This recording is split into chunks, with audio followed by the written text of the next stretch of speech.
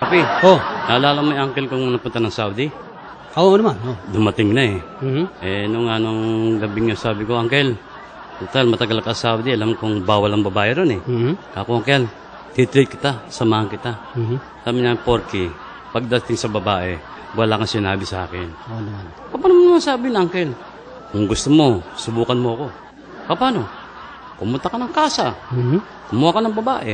Pagkatapos mong, manin mo yung eng-eng. Mhm. Paamoy mo sa akin, huhulaan kong pangalan tsaka lugar. Amoy lang? Sabi ko, Uncle, kalokohan yan. Matindi. Mamayang gabi, subukan mo. Hmm. Kinagabihan, pare, pumunta ako ng Misericordia. Oh. Kumuha ako ng babae. Ne, anong pangalan mo? Mercy. Ne, pwede bang pagkatapos natin, anin ko lang yung eng-eng. Bakit to? Souvenir. Ito nung pauwi na ako. Uncle! Dito na ako. Amuyin ko.